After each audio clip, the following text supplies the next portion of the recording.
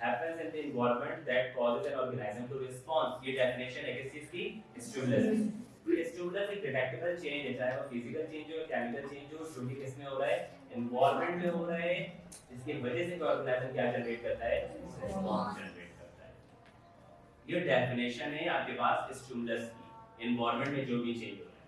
अब इस environmental change को डिटेक्ट कौन करता है बेटा? सेंसरी सेल्स यानी रिसेप्टर, जो बॉडी में मुख्तलिफ जगहों पे मौजूद होते हैं, जिसके नतीजे में आपके पास डिफरेंट ऑर्गन्स इसको रिसीव करते हैं और फिर लिविंग ऑर्गेनिज्म क्या करता है, रिस्पांस जनरेट करता है फैक्टर की मदद से। इसकी मदद से फैक्टर।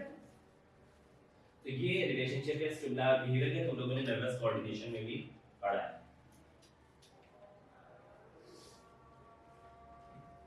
अब लिखा हुआ है कि रिसेप्टर जो है वो मैसेजेस को लेके कहां जाएगा? सेंट्रल नर्वस सिस्टम में। सेंट्रल नर्वस सिस्टम में इसको इंटरप्रेट किया जाता है कि ये स्टिमुलस कैसा है, और फिर उसके नतीजे में रिस्पांस जनरेट करते हैं।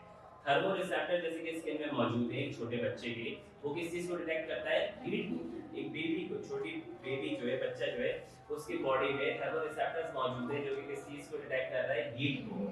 अगर वो उसका जो थर्मो रिसेप्टर स्किन में मौजूद है वो ये इंटरप्रेट करे कि जो हीट है वो बहुत ज्यादा हाई है, तो जो बेबी है वो क्या करेगा? जर्क अवे करेगा from the source of heat, यानी जहाँ से हीट, जहाँ से उसको गर्मी लग रही है या कोई हॉट चीज उसको टच कर रही है, वो बच्चा क्या करेगा? कोशिश करेगा उससे दूर हो जाए। बड़ों के पास तो अकल होती है ना कि ये चीज गर्म है, नुकसान पहुंचाएगी, छोटे बच्चे को ये बात नहीं पता। छोटे बच्चे को बस उससे पेन होगा, हीट लगेगा, थर्मो रिसेप्टर सिग्नल लेके जाएंगे और वो डिटेक्ट कर लेगा कि ये मेरे लिए अच्छा नहीं है, और वो क्या करेगा? जर्क अवे होगा, यानी वहां से मूव करने की कोशिश करेगा। कीमो रिसेप्टर जैसे कि नोज में जो डॉग के मौजूद होता है, वो क्या डिटेक्ट करता है बेटा? Orders coming from food. जब वो सिग्नल ब्रेन तक पहुंचता है तो वो उसको गुड सिग्नल समझता है और वो समझ जाता है कि खाने के लिए क्या है, ये फूड जो है खाने के लिए। तो डॉग जो है वो क्या करेगा? सैलिवेटिंग शुरू कर देगा, यानी उसको सलाइवा प्रोडक्शन शुरू हो जाएगी, और साथ साथ वो बैगिंग करेगा फॉर ट्रीट, यानी खाने के लिए वो भीख मांगेगा। बैगिंग का मतलब मांगना होता है, तो वो कुछ ना कुछ करना शुरू करेगा, इधर उधर दौड़ना शुरू कर देगा आपके इर्द गिर्द, क्योंकि वो क्या डिटेक्ट कर लेगा? स्टिमुलस को। स्टिमुलस क्या है? Order of food. Order of food देके वो डिटेक्ट कर लेगा और फिर वो बिहेव करेगा कि उसको क्या चाहिए? फूड चाहिए। आई बात समझ में? तो ये डिफरेंट स्टिमुलस है, और स्टिमुलस को देख के ये जो भी रिस्पांस, एक बेबी रिफ्लेक्स जर्क कर रहा है, दूर हो रहा है हीट से, एक डॉग ऑर्डर को रिसीव करके इधर उधर भाग रहा है, खुश हो रहा है, उसको पता है फूड मिलने वाला है, ट्रीट मिलने वाली है, तो इसको हम क्या कहते हैं? बिहेवियर। इसी को हम क्या कहते हैं? इसी को हम क्या कहते हैं? बिहेवियर। घर जाके जरा अब जान की बात स्टिमुलाई, यानी एनिमल किस तरह से बिहेव कर रहा है, यानी रिस्पांस जनरेट कर रहा है स्टिमुलस को रिसीव करने के बाद। तो इसकी तीन टाइप्स है कि लिविंग ऑर्गेनिज्म स्टिमुलस को रिसीव करके कैसे बिहेव कर रहा है, रिस्पांस कैसे कर रहा है। एक कहलाता है पॉजिटिव रिस्पांस, दूसरा है नेगेटिव, और तीसरा क्या है? इग्नोर्ड रिएक्शन और रिस्पांस। पॉजिटिव रिस्पांस में क्या होता है? जिसमें एक ऑर्गेनिज्म चाहता है कि इसको ये जो स्टिमुलस मिल रहा है वो और मिले, यानी वो स्टिमुलस की तरफ क्या हो रहा है? अट्रैक्टेड हो रहा है। अगर एक लिविंग ऑर्गेनिज्म स्टिमुलस के करीब अट्रैक्टेड हो रहा है या वो चाहता है कि वो स्टिमुलस को मजीद मिले, तो इसे हम क्या कहते हैं? Positive response. लिखा हुआ है for example a person become happy after hearing a good news is a positive response. एक बंदा अगर वो स्टिमुलस को रिसीव करके मजीद खुश हो रहा है तो ये पॉजिटिव रिस्पांस है। इसका एग्जांपल दीजिए, एक बंदा जिसे कोई अच्छी खबर मिल रही है तो वो खुश होता है ना, यानी उसके लिए वो जो अच्छी खबर है वो अच्छा स्टिमुलस है, यानी वो क्या हुआ? Positive response. तो हम चाहेंगे मजीद हमें अच्छी खबरें मिले, तो ये क्या कहलाता है बेटा? पॉजिटिव रिस्पांस कहलाता है। नेगेटिव रिस्पांस का मतलब क्या है? जिसमें बंदा जो है अवॉइड करना चाहता है स्टिमुलस, वो नेगेटिव रिस्पांस है। तुम लोग खुद इतनी एग्जांपल बना सकते हो। तो नेगेटिव रिस्पांस का मतलब क्या है कि जो भी ऑर्गेनाइजर है वो स्टिमुलस से क्या चाहता है? अपने आप को बचना चाहता है। इसकी एग्जांपल क्या दी गई? A dog hides when you want to give it a bath is a negative response. एक डॉग जो है जब उसको पता चलेगा कि उसको नहलाने के लिए ले जाया जा रहा है तो वो क्या करेगा? वो हाइड करेगा, छुपने की कोशिश करेगा। इसको हम क्या कहते हैं? Negative response. इग्नोर्ड रिएक्शन क्या है? जिसमें ऑर्गेनाइजर डिसाइड करता है कि वो स्टिमुलस को क्या करेगा? इग्नोर करेगा। ना ही वो पॉजिटिव रिस्पांस दे रहा है ना ही वो नेगेटिव रिस्पांस दे रहा है। इस तरह के रिस्पांस को हम क्या कहते हैं? Ignored response. इग्नोर्ड रिस्पांस की एग्जांपल क्या दी? You pay no attention to slight changes in room temperature.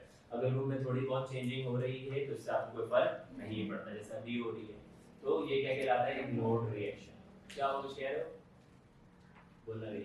तो ये तीन किस्म के रिस्पांस होंगे, पॉजिटिव रिस्पांस, नेगेटिव रिस्पांस और इग्नोर्ड रिस्पांस। क्लियर है? अभी मैं पूछूंगा सबसे अगर डिफरेंट एग्जांपल आफ्टर रिकॉर्डिंग। उसके बाद लिखा हुआ है relationship between heredity and behaviour. Every behaviour is inherited in your genes. आप जैसे भी बिहेव करते हो, आपका तौर तरीका, वो सब आपके जीन्स में होता है। एक तो आपका बिल्डअप जो हुआ, आपका ग्रो अप, जैसे आप बड़े हुए हो जिन एनवायरनमेंट के साथ, उसका इफेक्ट होता है, लेकिन साथ साथ कुछ चीज़ें आपकी जीन्स में होती हैं जिसको चेंज नहीं किया जा सकता। तो बहुत सारे बिहेवियर्स हैं, वो कौन कंट्रोल कर रहा होता है, आपका जीन्स कंट्रोल कर रहा होता है। जीन्स कहाँ पर होता है, आपके डीएनए। और वो डीएनए कहाँ से आता है, आपके पेरेंट्स से इनहेरिट करते हो ना। तो आपके पेरेंट्स से जो इनहेरिट हुए हैं आपके पास डीएनए, और डीएनए में वो जीन्स है जो आपको कैरेक्टर प्रोवाइड कर रहा है, और उन्हीं जीन्स की मदद से आप पे क्या पेयर होता है, वो आपका बिहेवियर। तो लिखा हुआ behaviour of an organism depends on neural and hormonal mechanism such as sensory cells, nerve cells and CNS. यानी जो बिहेवियर ऑर्गेनिज्म का, वो डिपेंड कर रहा है न्यूरल यानी नर्वस सिस्टम में भी, और साथ साथ हार्मोनल मैकेनिज्म में भी। तुम लोगों को पता है फीमेल में हार्मोन है एस्ट्रोजन, वो बिहेवियरल चेंजिंग करवाता है। मेल में टेस्टोस्टेरोन, उसके बिहेवियरल इफेक्ट्स होते हैं, यानी रेज हमने पढ़ा है ना, रेज करवाता है। तो ये सारे हार्मोनल मैकेनिज्म है जो लिविंग ऑर्गेनिज्म के बिहेवियर को कंट्रोल करता है। और भी बहुत सारे, कॉर्टिसोल डिप्रेशन करवा रहा है, डिप्रेशन में जाएगा तो बंदा खुश रहेगा, डिप्रेस रहेगा, स्ट्रेस हार्मोन है। तो वो भी क्या है आपके पास, वो बिहेवियर है। ये सारी चीजें क्या है, बिहेवियर। तो जितने भी हमारे फिजियोलॉजिकल सिस्टम है, वो सब जो एसोसिएट करते हैं, वो किससे करते हैं बेटा, जीन्स से, हमारे जेनेटिक्स में जो हमें मिले हैं। अब तो हमारे पास एग्जांपल दी हुई क्लासिकल मेथड्स को एक्सपेरिमेंटली डिमॉन्स्ट्रेट किया गया था जेनेटिक बेसिस पे। मुख्तलिफ एनिमल्स को इनब्रीडिंग और आर्टिफिशियल सिलेक्शन की गई थी, मतलब मुख्तलिफ एनिमल्स लिए गए, और यहाँ पे एनिमल का नाम दिया हुआ है, एनिमल डॉग था। डॉग को लिया गया और उसकी आर्टिफिशियल सिलेक्शन की गई। What do you mean by artificial selection?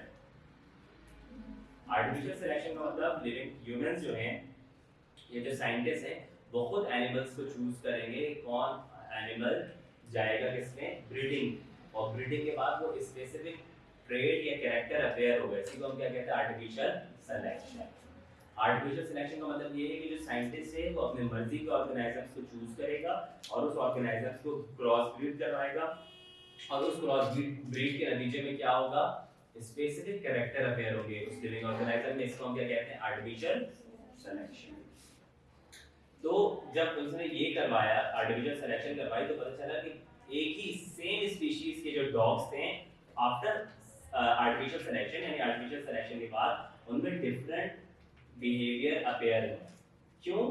और डिफरेंट बिहेवियर किस चीज में, such as variation in the hunting skills, यानी उनकी जो शिकार करने की सलाहियत थी, वो सब आर्टिफिशियल सिलेक्शन के बाद वो जो डॉग्स बने उनमें जो हंटिंग करने की सलाहियत थी वो अलग अलग थी। क्यों? क्योंकि उनमें किस चीज की वेरिएशन थी, जीन्स। तो हंटिंग इज अ बिहेवियर। एक डॉग जो है वो किस तरह से हंट कर रहा है, वो कितना टैलेंटेड है हंटिंग में, और ये चीज, ये उसका बिहेवियर है। और जो भी शिकार है जिसको उसने पकड़ना है, वो उसके लिए स्टिमुलस है। क्या है, स्टिमुलस। तो स्टिमुलस को देख के वो जब पकड़ने की कोशिश करेगा, वो रिस्पॉन्स उसका बिहेवियर है, और यही क्या कहलाती है, उसकी हंटिंग स्किल्स। तो हंटिंग स्किल्स जो है वो किस चीज पे डिपेंड करती है, जीन्स में। आर्टिफिशियल सिलेक्शन करवा के एक ही स्पीशीज के डॉग बनवाए गए, लेकिन हर डॉग की जो हंटिंग कैपेसिटी थी, हंटिंग स्किल्स थी, वो क्या थी, डिफरेंट थी। क्यों? क्योंकि सबका जीन क्या था, डिफरेंट था, जीन में वेरिएशन। समझे? उसके बाद तुम्हारे पास टॉपिक है बायोलॉजिकल रिदम्स। बायोलॉजिकल रिदम्स क्या होते हैं, cyclic physiological pattern of activities in organism that are in response to periodic environmental change. ऐसी cyclical physiological patterns of activities, यानी ऐसी एक्टिविटी जो साइक्लिकल हो। साइक्लिकल यानी एक जगह से स्टार्ट हो रही है, एक पॉइंट पे स्टार्ट हो रही है, दोबारा वहां पर आ रही है, फिर दोबारा वहां से शुरू हो रही है, यानी रिपीटेड। साइक्लिक का मतलब क्या है, repeated. Physiological pattern that is totally normal. Physiological का मतलब क्या हो गया, नॉर्मल पैटर्न्स ऑफ बिहेवियर और एक्टिविटीज किसी भी ऑर्गेनिज्म में जो periodic environmental changes, environmental changes को देखकर उसी को हम क्या कहते हैं, बायोलॉजिकल रिदम। जैसे हमारा सोना जागना, ये साइक्लिकल होता है कि नहीं होता है, कि हम रात में सोएंगे दिन में जागेंगे। अब हमारा उल्टा वाला चीज है, लेकिन ये तो साइक्लिकल ना, फिजियोलॉजिकल यानी कि टोटली नॉर्मल है। नॉर्मल तो नहीं है ना रात में सोना, तो ये फिजियोलॉजिकल है। ये एक्टिविटीज है जो कि हम रिस्पांस करते हैं किस चीज को, पीरियोडिक एनवायरमेंटल चेंजेस। ये पीरियोडिक एनवायरमेंटल चेंज यानी जो रात और दिन का होना है, ये तो हमारे कंट्रोल में नहीं है ना। रात होगी तो हम सो जाएंगे, दिन होगी तो हम जाग जाएंगे। तो ये किस चीज के एग्जांपल है बेटा? Biological rhythm. और ये डेफिनेशन है, समझ में आई डेफिनेशन बायोलॉजिकल रिदम की। उसके बाद लिखा हुआ है द इंटरनल मैकेनिज्म और device that control the physiological activities in the living organism independent from external stimuli called as biological clock. Biological rhythm समझ में आ गया कि बायोलॉजिकल क्लॉक की डेफिनेशन देखिए, वो इंटरनल मैकेनिज्म या डिवाइस या हमारा ऑर्गन सिस्टम जो कि हमारी फिजियोलॉजिकल एक्टिविटीज को कंट्रोल करेगा किसी भी लिविंग ऑर्गेनिज्म में, जो कि इंडिपेंडेंट होगी एक्सटर्नल स्टिमुली से, एक्सटर्नल स्टिमुली पे डिपेंड नहीं करेगी, इसे हम क्या कहेंगे? Biological clock. स्लीप और अवेक जो है, देखो पहले तो हम डिपेंड करते थे लाइट पे, डिपेंड करते हैं तो सोएंगे, लाइट नहीं होगी। अब तो ऐसा नहीं है ना, अब तो हमारी अपनी बॉडी का है कि जब हमें नीड होगी तो हमारी बॉडी में हमारा जो स्लीपिंग सिस्टम है, reticular formation in mid brain and pons, वो एक्टिवेट होगा और हमें क्या करना है? सोना है। तो ऐसा बॉडी का सिस्टम जो कि इंडिपेंडेंट हो जो एक्सटर्नल स्टिमुलस से और वो हमारे फिजियोलॉजिकल एक्टिविटीज कर पाए, इसी को हम क्या कहते हैं? Biological clock. अब आगे देखो लिखा हुआ है the activity of most organism is synchronized with the day light और नाइट। जो ज्यादातर लिविंग ऑर्गेनिज्म की एक्टिविटीज है, ज्यादातर लिविंग ऑर्गेनिज्म की वो सिंक्रोनाइज है, यानी मिली हुई है किस चीज से? डे लाइट पे और नाइट पे, यानी दिन की रोशनी पे और रात पे। जिसमें ज्यादातर ऑर्गेनिज्म जो है वो ज्यादा एक्टिव होते हैं दिन के एक वक्त में, डे टाइम में। इसी को हम लोग क्या कहते हैं? डायूरिनल एनिमल्स। क्या कहते हैं? डायूरिनल एनिमल्स। ऐसे एनिमल जो दिन के वक्त एक्टिव होते हैं, दिन के वक्त हंटिंग करते हैं, दिन के वक्त एक्टिव होते हैं, फूड, ब्रीडिंग, एवरीथिंग, वो कहलाते हैं डायूरिनल एनिमल्स। और वो ऐसे एनिमल जो रात के वक्त एक्टिव होते हैं वो क्या कहलाते हैं? Nocturnal animals. और वो ऑर्गेनाइजम जो दिन में इस तरह से 24 घंटे में या तो डे में या तो नाइट में एक्टिव हो रहे हैं, इसे हम कहते हैं सर्केडियन रिदम। क्या कहते हैं? सर्केडियन। 24 आवर साइकिल को हम क्या कहते हैं? Circadian rhythm. तो देखो लिखा हुआ है with most organisms the pattern of activity to a specific portion of the day or 24 hours called day night rhythm और circadian। दिन और रात का जो पैटर्न है लिविंग ऑर्गेनिज्म में, इसी को हम डे नाइट रिदम कहते हैं या फिर क्या कहते हैं? Circadian rhythm. अब सर्केडियन रिदम या डे नाइट रिदम की कितनी टाइप्स है? दो टाइप्स है। एक तो हम कहते हैं डायूरिनल एनिमल्स और दूसरी क्या कहते हैं? नॉकटर्नल। 24 आवर पैटर्न या डे नाइट पैटर्न क्या कहलाता है? Circadian rhythm. अब इसमें अगर लिविंग ऑर्गेनिज्म डे टाइम पे एक्टिव है तो इसी को हम क्या कहेंगे? डायूरिनल एनिमल्स। और अगर वो नाइट टाइम में एक्टिव है तो उसे हम क्या कहेंगे? Nocturnal animals. तो डे टाइम में कौन कौन है? बटरफ्लाइज, बर्ड्स, मैमल्स, ये सब एक्टिव होते हैं किस टाइम पे? ड्यूरिंग डे लाइट पे। ये क्या कह रहे हैं? डायूरिनल। और वो एनिमल जो रात में एक्टिव होते हैं जैसे कि कॉकरोचेस, आउल्स एंड बैट्स, ये क्या कहलाते हैं? नॉकटर्नल। ऐसे बहुत सारे जो बिग कैट्स हैं जो रात के टाइम हंटिंग करते हैं वो भी नॉकटर्नल एनिमल्स कहलाते हैं, जैसे कि panther. There are some species of animals such as mosquitoes that are active in the early morning dawn। जो मस्किटोज होते हैं वो सुबह सवेरे काटता है आपको, यानी डॉन के टाइम, और अर्ली इन द इवनिंग और डस्क के टाइम और शाम में सवेरे। are called crepuscular animals। क्या कहते हैं इसे हम? crepuscular animals, यानी ऐसे एनिमल्स जो सुबह सवेरे आपको परेशान करें और शाम में अंधेरे से पहले परेशान करिए, क्या कहलाते हैं? crepuscular animals। आई बात समझ में?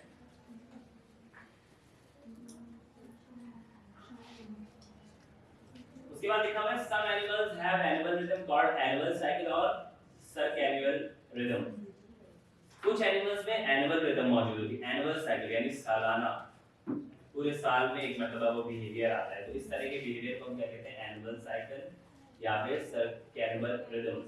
जैसे कि बर्ड माइग्रेशन, जो परिंदे हैं वो साल में एक मर्तबा माइग्रेट कर जाते हैं हार्श एनवायरमेंटल टेम्परेचर से अच्छे एनवायरमेंटल टेम्परेचर में, या फूड के लिए या ब्रीडिंग के लिए।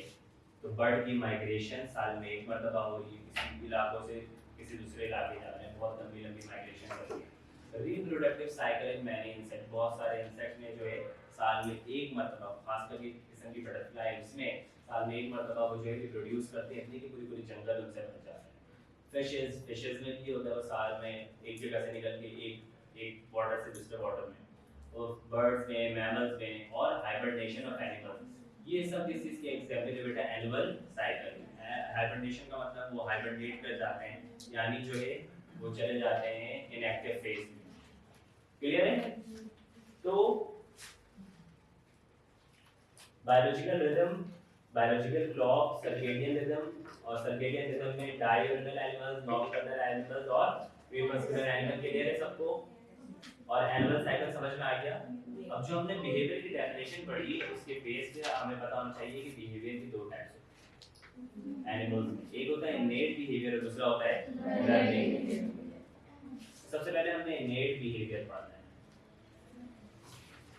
लिखा हुआ है behaviour of an organism that is perform response to stimulus at the time of birth without prior experience. यानी ऐसा बिहेवियर, ऐसा रिस्पांस जनरेट करने की कैपेसिटी किसी लिविंग ऑर्गेनिज्म की जो उसके पास इनबॉर्न है, बाय बर्थ है, पैदाइशी है, उसको कोई प्रायर यानी पहले एक्सपीरियंस की जरूरत नहीं है उस रिस्पांस के लिए। इसी तरह के बिहेवियर को हम क्या कहते हैं? इनेट बिहेवियर। ऐसी का नाम क्या है? इनबॉर्न। वो बिहेवियर जो बाय बर्थ मौजूद है, पैदाइश से मौजूद है किसी लिविंग ऑर्गेनिज्म में, और इसमें कोई प्रायर एक्सपीरियंस की जरूरत नहीं है, इसी को क्या कहते हैं? इनेट बिहेवियर या फिर इनबॉर्न। उसके बाद लिखा है इनेट behaviour is inherited behaviour. Inherited behaviour है यानी उसको जीन्स में मिला है उसके पेरेंट्स से, in a very similar way by all member of species, यानी उसके स्पीशीज के जितने मेंबर है सबको वो कैरेक्टर मिला हुआ होगा। जैसे कि a human newborn baby is sitting with glass object place on his palm. जो इंसान का एक छोटा सा बच्चा होता है, उसकी पैदाइश से लेकर 3 महीने तक उसके पास एक रिफ्लेक्स मौजूद होता है कि उसकी जो पाम है ना, पाम में आप फिंगर रखोगे तो उसको ग्रेस्प कर लेगा। ग्रेस्प का मतलब होता है पकड़ लेगा, इसको ग्रेस्प रिफ्लेक्स कहते हैं। नॉर्मल बेबी है, अगर नॉर्मल बर्थ हुई है उसकी, तो वो ये रिफ्लेक्स करेगा। अगर ये रिफ्लेक्स नहीं कर रहा तो यानी बेबी के ब्रेन में कोई ना कोई इशू है, डेवलपमेंटल इश्यूज मौजूद है, तो ये ग्रेस्प रिफ्लेक्स कहलाता है। और ये सीखा तो नहीं है ना, उसको किसी ने सलाम करना नहीं सिखाया ना, खुद पकड़ है। तो इस तरह के बिहेवियर को हम क्या कहते हैं? इनेट behaviour.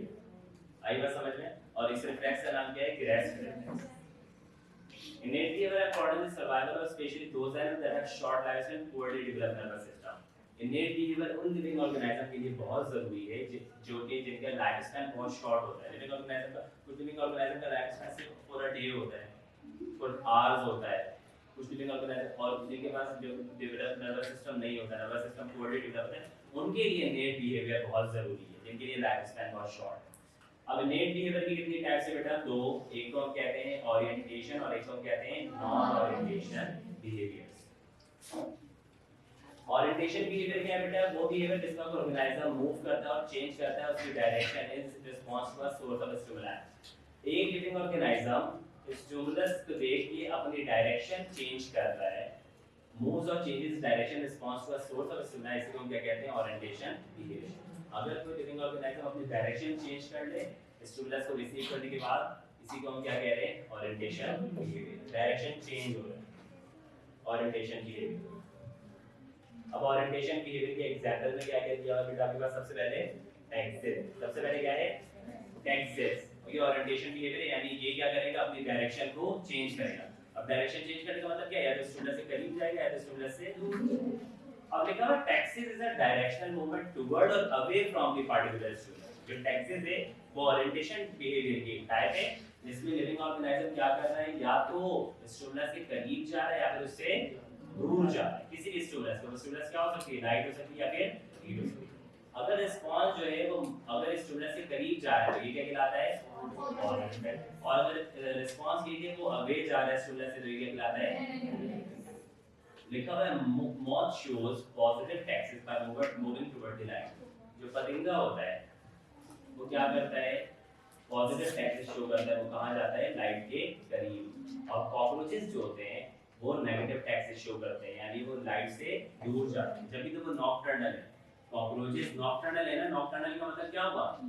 Night time. Circadian cycle में नाइट टाइम में एक्टिव होते हैं, क्योंकि उनको लाइट नहीं पसंद या वो लाइट से बचना चाहते हैं, तो वो नेगेटिव टैक्सेस है। जबकि जो मौत है, जो बारिश के बाद जो निकलती है पतंगे, वो लाइट में ही आगे दूसरे होते हैं ना।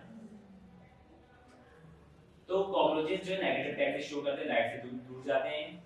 अ टैक्सेस माइट बी स्टिमुलस के बेस पे जो है हम टैक्सेस को क्लासिफाई कर सकते हैं, जैसे कि फोटोटैक्सेस जहां पे लिविंग ऑर्गेनिज्म रिस्पांस किससे करेगा, लाइट से, कीमोटैक्सेस जिसमें केमिकल सब्सटेंस से रिस्पांस करेगा, और थिक्मोटैक्सेस जो कि किससे रिस्पांस करेगा बेटा, कांटेक्ट, कांटेक्ट मतलब टच से, कांटेक्ट मतलब टच से, और हाइड्रोटैक्सेस जो कि किस पे रिस्पांस करेगा, मॉइस्चर पे और सोप। क्लियर है? अब उसके बाद लिखा हुआ है kinesis. Kinesis is a form of non-orientation behavior. Kinesis is not a type of orientation behavior. जब orientation behavior पढ़ रहे हैं ना, orientation behavior का मतलब क्या है कि वो स्टिमुलस को देख के अपनी डायरेक्शन चेंज। Kinesis देखो लिखा हुआ है a simple form of non-orientation movement. ये non-orientation movement है that can be slow or fast. जो स्लो भी हो सकती है और फास्ट भी। इसमें डायरेक्शन की बात हो रही है। यहाँ अभी तक जो भी हमने पढ़ा इसमें लिविंग ऑर्गेनिज्म डायरेक्शन देख रहा था ना, या तो स्टिमुलस से करीब जा रहा है या तो स्टिमुलस से दूर जा रहा है। काइनेसिस जो नॉन ओरिएंटेशन मूवमेंट की टाइप है, जिसमें लिविंग ऑर्गेनिज्म क्या करेगा, या तो स्लो हो जाएगा या तो फास्ट हो जाएगा। डायरेक्शन की बात नहीं होगी, इसीलिए ये क्या है, नॉन ओरिएंटेशन।